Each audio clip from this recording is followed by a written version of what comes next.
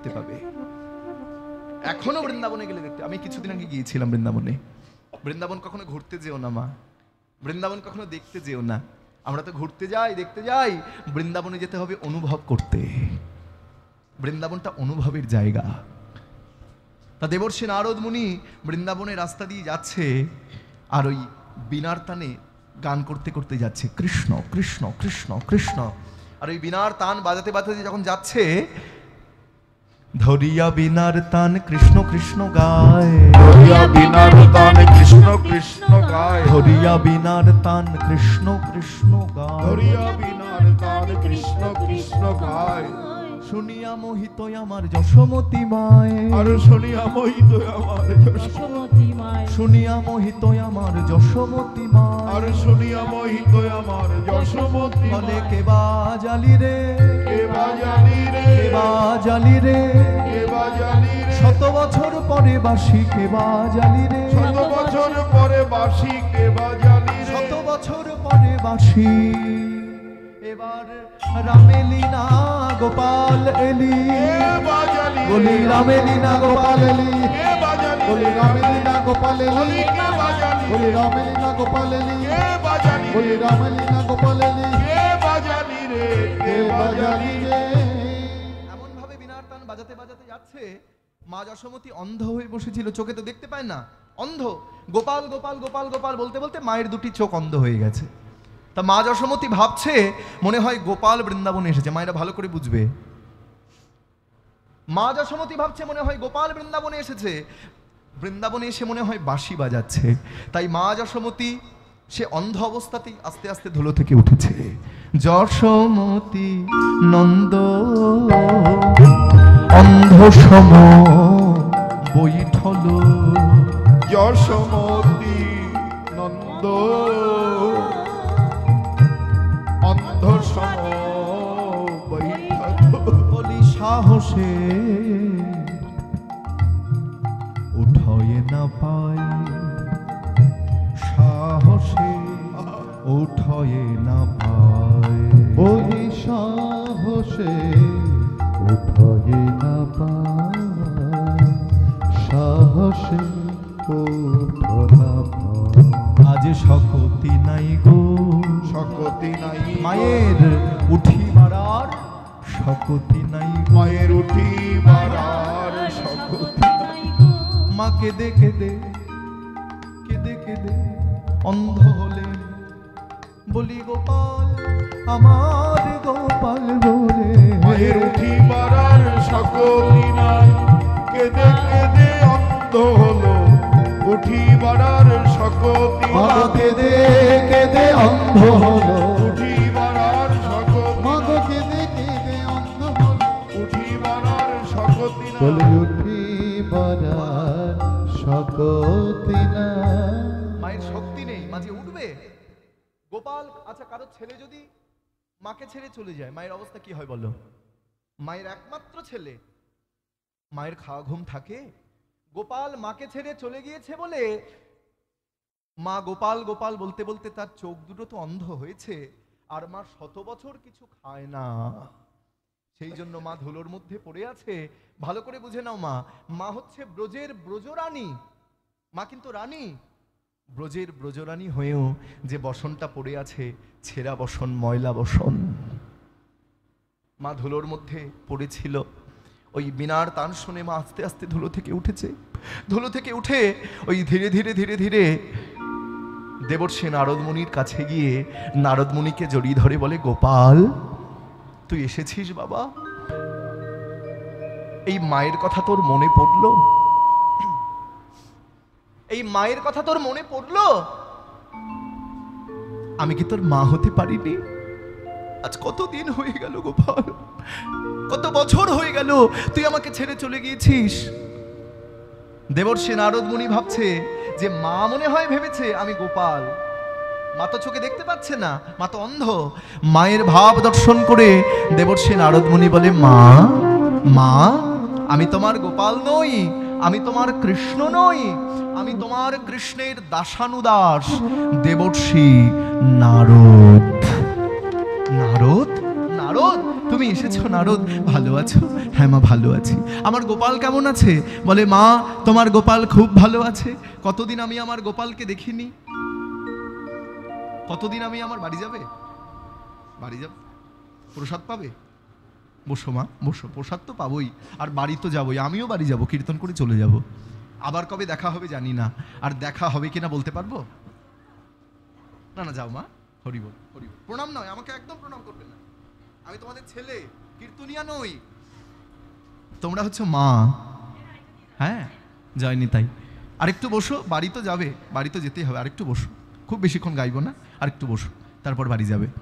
যায়নি তাই, বাড়ি তো যেতেই হবে না। যায়নি তাই। আচ্ছা, যে কথা বলছিলাম, মা যশোমতী বলে গোপাল আমি তো অন্ধ হয়ে বসে আছি। আমি তো অন্ধ হয়ে বসে আছি, কিন্তু আমি আমার গোপালের কাছে কি করে যাব? বলে মা তুমি তোমার গোপালকে দেখতে চাও? বলে দেখতে চাই। প্রণাম করো না মা, অপরাধী করো না। দেখতে চাই দেখতে চাই। আরে কি করে দেখবো? এই লহ ধরো গোপালের পত্র, এই লহ ধরো গোপালের পত্র, এই লহ ধরো গোপালের পত্র, এই লহ ধরো গোপালের পত্র। শুনো শুনো যশোমতী, শুনো শুনো যশোমতী, এই লহ ধরো গোপালের পত্র, শুনো শুনো যশোমতী, শুনো শুনো যশোমতী। আবার প্রভাসেতে যজ্ঞে যাইবে সকলে গোপালে দেখিবে তুমি। আর প্রভাসেতে যজ্ঞে যাইবে সকলে গোপালে দেখিবে। একবারে চোখের দেখা দেখে এসো, চোখের দেখা দেখে এসো, চোখের দেখা দেখে এসো, চোখের দেখা দেখে বলি এসো। আর দেখা হয় বা না হয় চোখের দেখা দেখে এসো। আর দেখা হয় বাবা, বলি প্রভাসেতে যজ্ঞে গিয়ে নিতাই গৌর হরি বল। প্রভাসেতে যজ্ঞে গিয়ে চোখের দেখা দেখে, চোখের দেখা দেখে, চোখের দেখা দেখে এসো। প্রভাসেতে যজ্ঞে যাইবে সকলে গোপালে দেখিবে তুমি। প্রভাসেতে যজ্ঞে যাইবে সকলে গোপালে দেখিবে তুমি। এই যে তোমার গোপাল তোমার জন্য পত্র পাঠিয়েছে, তোমার জন্য চিঠি পাঠিয়েছে, চিঠি পাঠিয়েছে। হ্যাঁ, কিন্তু মা বলছে আমি দেখবো কি করে, আমি তো অন্ধ, আমি তো চোখে দেখতে পাই না। এই বলে মা কি করলো, ওই চিঠি দিয়ে যখন তার এই চোখের জল মুছতে গিয়েছে, আমাদেরকে তাকাও মায়েরা, ভালো করে বুঝে নাও, ওই চিঠি দিয়ে মা বলছে আমি তো অন্ধ, চোখে দেখতে পাই না, তাই চিঠি দিয়ে যে এই চোখের জল মুছতে গেছে, আর ওই চিঠির পরশে, পত্রের পরশে মায়ের দুটি নয়ন ভালো হয়ে গেছে। ভগবানের হাতের লেখা চিঠি, ভগবানের পরশ কোথায় যাবে মা, তার গুণ কোথায় যাবে বলো? মাঝে এই চোখের জল মুছতে গেছে চিঠি দিয়ে, যে আমি কেমন হতভাগিনী মা, আমার ছেলে আমার জন্য চিঠি পাঠিয়েছে, কিন্তু সেই চিঠি আমি দেখতে পাচ্ছি না। এই বলে চোখের জল যেই মুছতে গিয়েছে, আর অমনি ওই পত্রের পরশে, চিঠির পরশে, ড্রাই ড্রাই ড্রাই, এটা খেয়াল রাখো। মাইকম্যান, উপরে ভগবান নিচে মাইকম্যান, কিন্তু এখানে উপরে মাইকম্যান নিচে ভগবান, উল্টো হয়ে গেছে না। ভালো ভালো, খুব ভালো, যা খুব ভালো সাউন্ড, খুব ভালো, খুব ভালো, জয় নিতাই।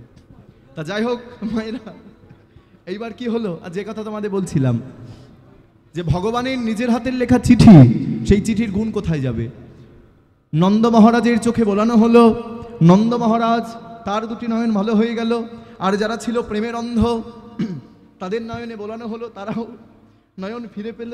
আহা, আর গোপালকে যারা ভালোবাসে, কৃষ্ণকে যারা ভালোবাসে, যারা গোপাল বলতে অজ্ঞান, গোপালের আনন্দ হলে তাদের আনন্দ হয়, গোপালের দুঃখ হলে, কৃষ্ণের দুঃখ হলে তাদের দুঃখ হয়। বাড়িতে গোপাল আছে মা, দেখবে কোনোদিন গোপালের মুখটা খুব হাসি হাসি, আমাদের গোপালের মুখটা খুব মনমরা হয়ে বসে আছে, তাই না? হ্যাঁ, এই হচ্ছে ভালোবাসা। ভালোবাসা শুধু ফেসবুকে করো না, ভালোবাসা হোয়াটসঅ্যাপে করো না। এই কি বলে জানো, আই লাভ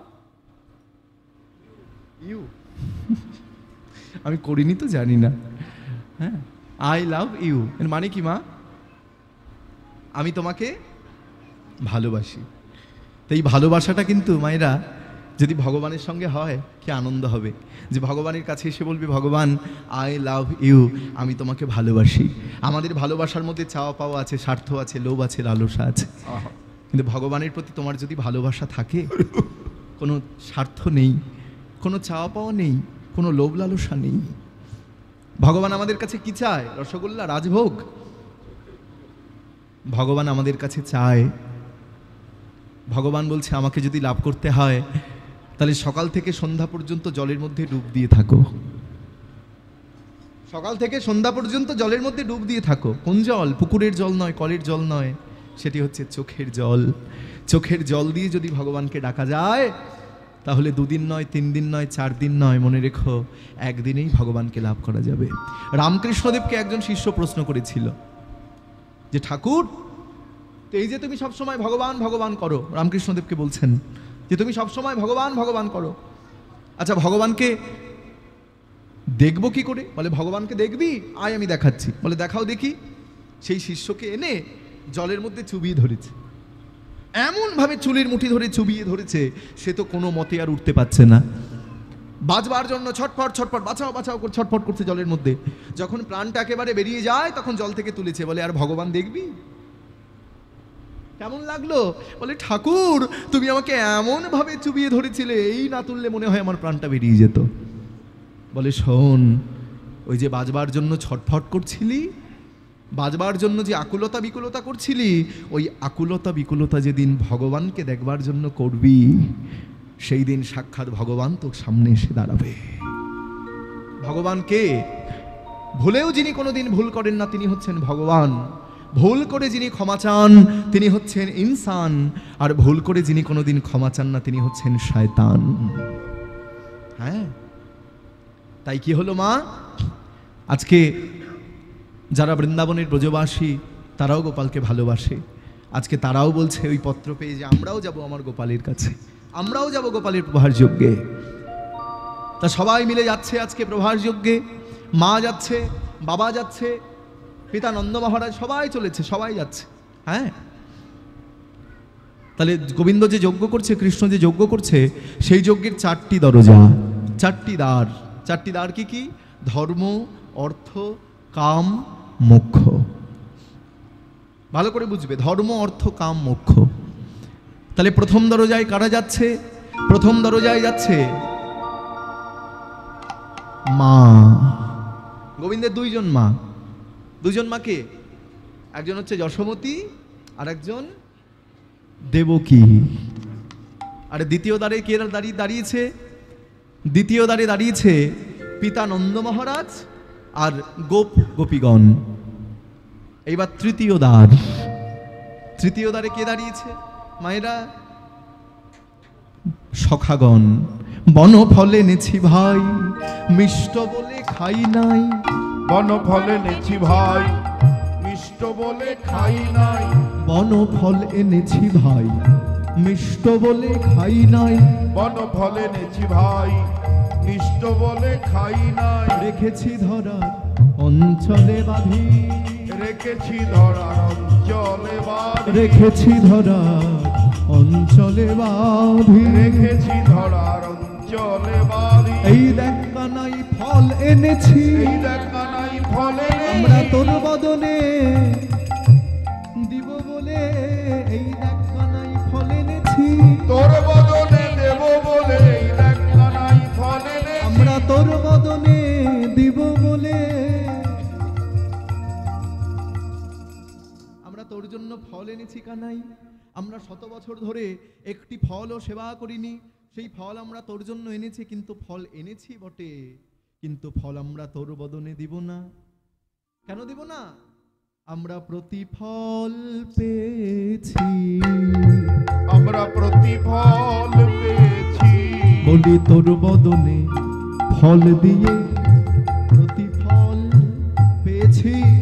কানাই তোর বদন প্রতিফল পেয়েছি। তোর বদনে ফল দিয়ে আমরা প্রতিফল পেয়েছি। তোর বদনে ফল দিয়ে আমরা প্রতিফল পেয়েছি।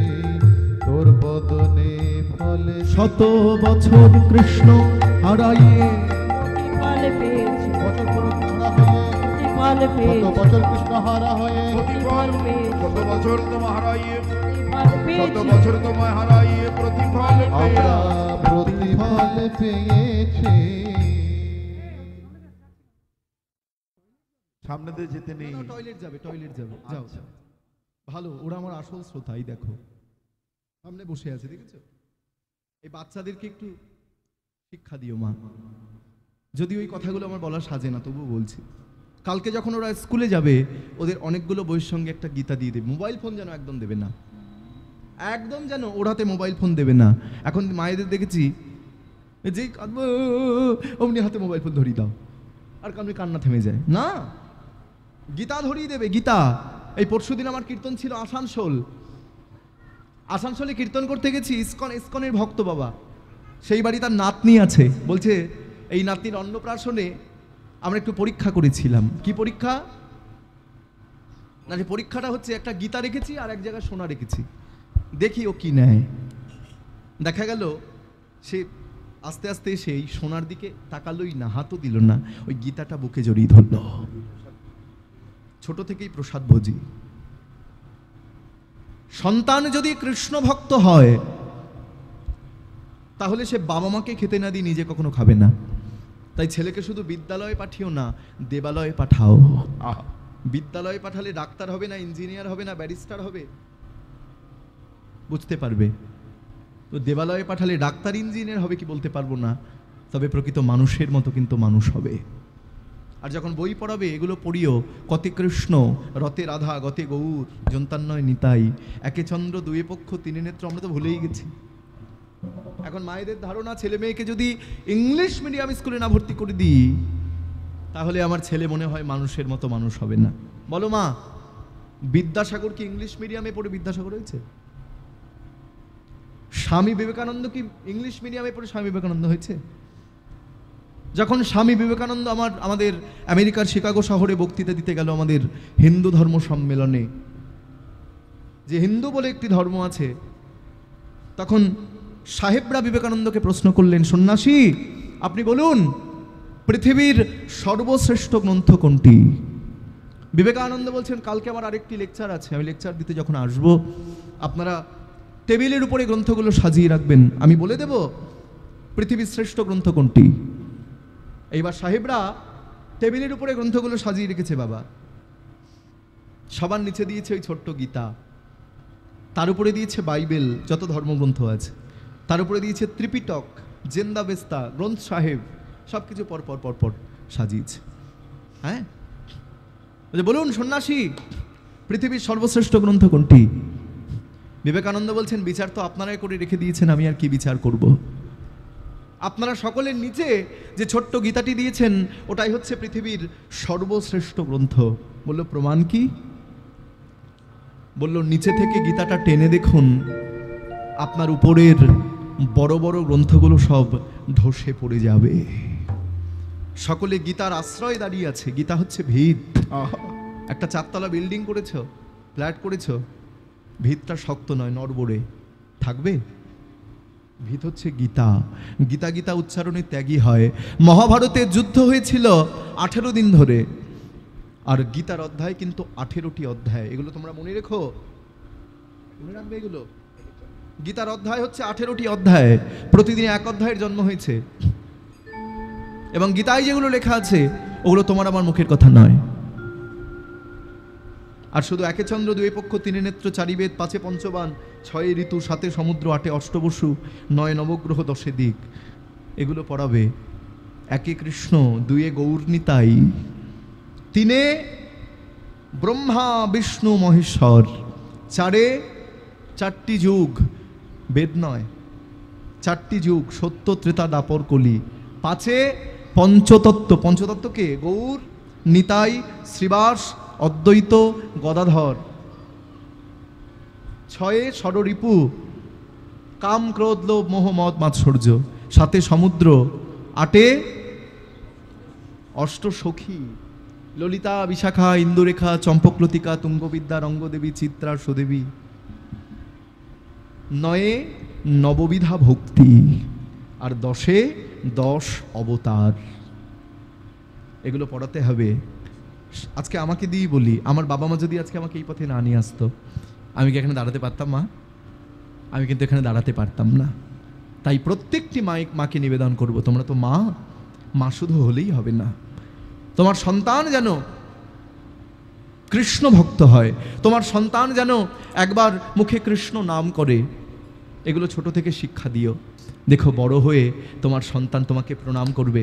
এখন তো বাবা মায়ের পায়ে হাত দিয়ে আমরা প্রণাম করি না, এখন বাবা মায়ের গায়ে পা লাগলে আমরা বলে দিই সরি, সরি বলি। তোমরা বলো না তো সরি? সরি বলবে না, প্রণাম করবে। আর মন্দির দেখলে প্রণাম করি কি করে, কিভাবে করো? মন্দিরে প্রণাম করো তোমরা, কিভাবে করো? হ্যাঁ, বাহ। কিন্তু অনেক জায়গাতে দেখেছি বলে এইভাবে, মা শিখিয়ে দিচ্ছে এইভাবে করবে না। এই প্রণামকে বলে রেডিমেড প্রণাম। এইভাবে প্রণাম করা মানে ভগবানকে অপমান করা। প্রণাম যদি করতে হয় অন্তরের ভক্তি শ্রদ্ধা প্রেম দিয়ে তাকে স্মরণ করো, কিন্তু এইভাবে প্রণাম করবে না। আর বাবাকে বাবা বলে রাখবে, মাকে মা বলে রাখবে। বাবাকে ড্যাড বলবে না একদম, আর মাকে মম বলবে না। মম মম মম মম মম মম মম মম। আমার ভয় হয় ওই মম মম বলতে গিয়ে আবার বোম বোম না বলে দেয়, এমন পরিস্থিতি আসবে। মাকে মা বলে রাখতে হবে। বিদ্যাসাগর সে মাকে এত ভালোবাসতো, মায়ের জন্য নদী পেরিয়ে চলে এসেছিল, তোমরা সবাই জানো। বিদ্যাসাগরের মা বিদ্যাসাগরের কাছে দুটো সোনার বালা দিয়েছিল, যেই সোনার বালা দুটো তোর কাছে রাখ। একজন কন্যাদায়গ্রস্ত পিতা বিদ্যাসাগরের কাছে এসে বলছে যে আমি কন্যাদায়গ্রস্ত পিতা, আমাকে কিছু সাহায্য করতে পারো? মাকে না জানিয়ে ওই সোনার বালাটা দিয়ে দিয়েছিল, যে এই সোনার বালাটা বিক্রি করে আপনার যা টাকা হবে তাতে কোনো রকমে আপনি আপনার মেয়ের বিয়েটা দিতে পারবেন। আস্তে কথা নয়, বাড়ি তো যাবেই, বুঝতে পারছি, আস্তে। তো পরে একদিন মায়ের কাছে এসে বলছে, মা শোনো, তোমাকে না জানি একটা অন্যায় করেছি। কি অন্যায়? না, তুমি আমাকে যে দুটো সোনার বালা দিয়েছিলে তার থেকে একজন কন্যা দায়গ্রস্ত পিতার কাছে আমি সেই একটি সোনার বালা দিয়ে দিয়েছি। আবার যদি কোনো দিন পারি আমি আরেকটি বালা তোমাকে গড়িয়ে দেব। তখন মা বলেছিল, কেমন মা দেখে নাও, মা বলেছিল, সাগর আমি খুশি হয়েছি তুই তাকে একটি বালা দিয়েছিস, কিন্তু আরো বেশি খুশি হতাম তাকে যদি একটি নয় দুটো বালাই যদি তাকে দিয়ে দিতিস। এই হচ্ছে মা। তা কীর্তন করতে করতে অনেক কথা বলা হয়। তা যাই হোক, যেখানে ছিলাম, কোথায় ছিলাম মায়েরা? 3-4টি দ্বার। প্রথম দ্বারে কে? প্রথম দ্বারে 2 মা, দ্বিতীয় দ্বারে, হ্যাঁ বাহ, তৃতীয় দ্বারে খেলার সাথী রাখালগণ বলে, বনফল এনেছি ভাই, মিষ্ট বলে খাই নাই। আমরা প্রতিদিন বৃন্দাবনে গিয়ে তোর সঙ্গে যখন খেলতে যেতাম বৃন্দাবনে, যখন কৃষ্ণ বৃন্দাবনে ছিল, তখন বৃন্দাবনের বন থেকে আমরা ফুল তুলতাম, এই ফল তুলতাম। ফল পেরে সেই ফল আগে আমরা সেবা করতাম, তারপর আমাদের এঁঠো ফলটা তোর মুখে দিতাম। তুমি পারবে? বলো মা, পারবে? তোমার এঁঠো জিনিস ভগবানকে দিতে পারবে না, কোনোদিন পারবে না। কোনো এঁঠো জিনিস ভগবানকে দেওয়া যায় না। বাজার থেকে দুটো আম কিনে আনলে অর্ধেকটা আম তুমি খেলে, অর্ধেকটা ভগবানকে দিলে অপরাধ হয়ে যাবে। কোনো এঁঠো জিনিস ভগবানের উদ্দেশ্যে নিবেদন করা যায় না, কিন্তু দুটো এঁঠো জিনিস ভগবানকে দেওয়া যায়।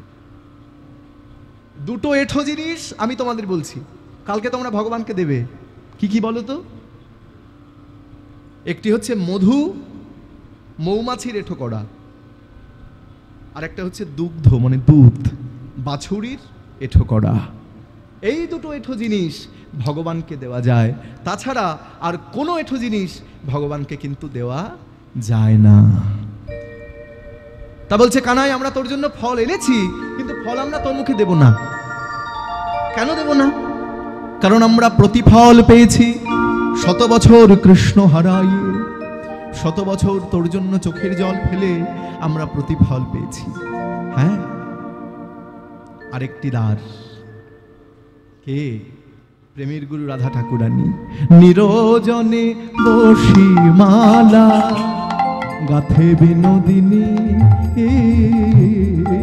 নিরজনে বসি মালা গাথে বিনোদিনী। ওই নিরজনে বসি মালা, মালা মালা গাথে বিনোদিনী। নিরজনে বসি মালা গাথে বিনোদিনী। একবার গাথে একবার খোলে রাধা বিনোদিনী।